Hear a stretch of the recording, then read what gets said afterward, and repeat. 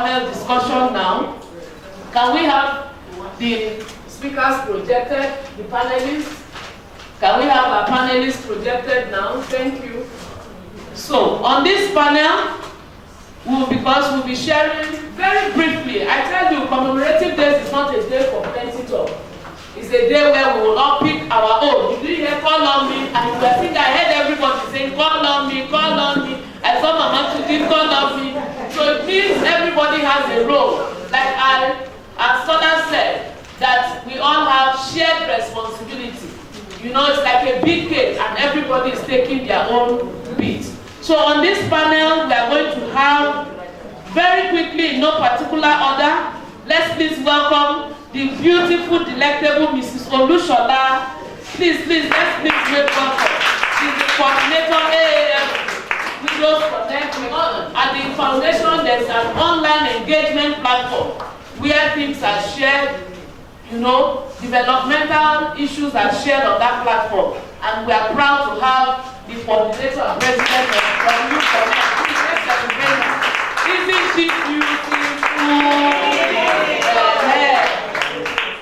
And very quickly also is our own very dear waxing co-convener in the person of Mrs. Ho Nwakwesi. Please, ma'am. I love that name so much.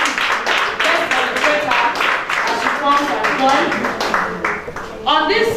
On this panel, we also have someone joining us from the East. I hope she will have her at the East. I told you AF is very, very well spread. We trust God to be able to cover the 36 but major regions of our country. AF is well represented.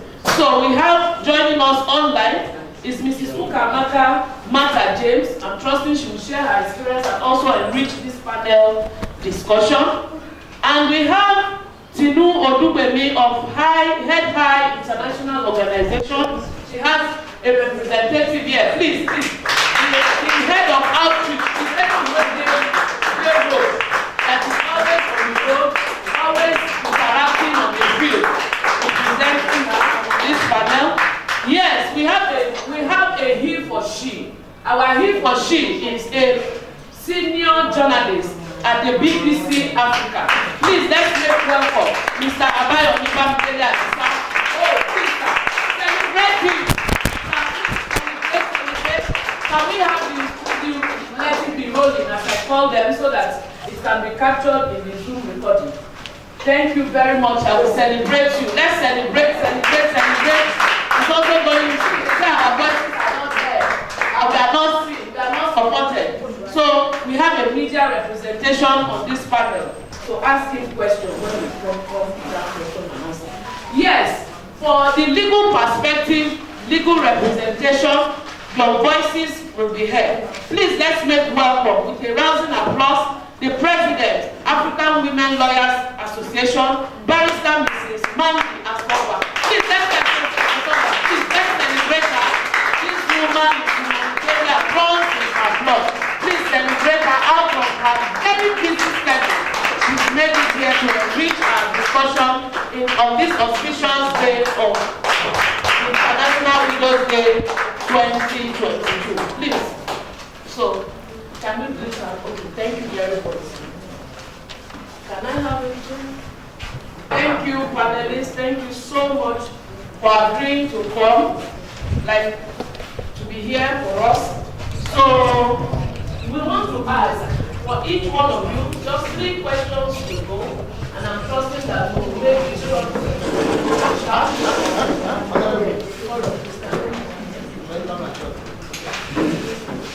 So is Mrs. Mata online? Okay. So for our very first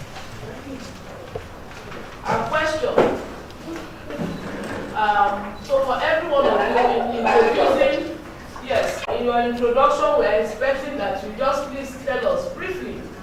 You mentioned if there are any in your professional experience working with widows, even as a widow of this panel is Olushola. Share your experience if so far there are where issues of unseen unheard, unreported, unmeasured experiences of Nigerian women. Where? So just share briefly, where you feel widows are unseen, widows are unheard, widows are not measured, and not just to share the issues. Are there interventions? Are there programs? Are there policies that you are aware of? And how that can actually enrich us going forward? Because like I said, today, we want to learn of you, share from your rich experiences so that we can build back better, where the voices of widows and their rights can actually be heard. So, in no particular order, since Mr. is here, because you are the person that will be seen in the media space. So, please share. Thank you very much. Good afternoon. Is I for she? Okay, good title. So, my name is Abayo. I work with she asked me what if in my experience, voices of people that are not heard and all of that. I think to a large extent it's a cultural and I'm going to ask you a question. Before you begin, how much yeah, I said before you became a widow, how much of a widow's story do you know?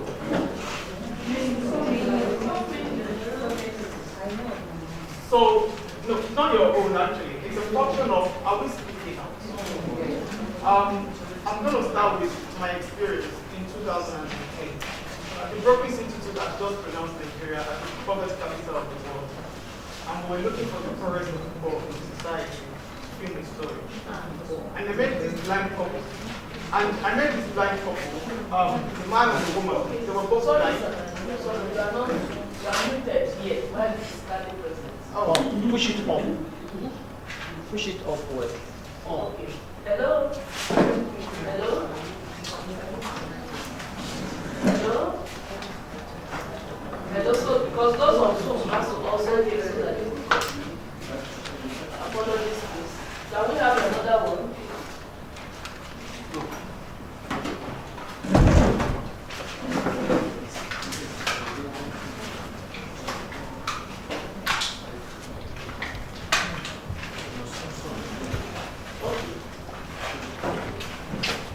Yes. Awesome. So, the Brookings Institute had just declared Nigeria as the poverty capital of the world. And I met this blind couple. They had a 7-year-old daughter and another 5-year-old. And then we filmed an interview with them. And after filming their story, I went to my Facebook page as an individual. And I wrote their story on Facebook. And I remember I asked the lady before I left that, yeah, what would you like to do? And she said she would love to have a shop where she would sell drinks. And then I said, what would you need to get that up, to make that happen? And she said she needs a deep freezer and a generator. I didn't put any advocacy on the BBC platforms. What I did was, I just went on Facebook. On my Facebook page, I had less than 1,000 friends.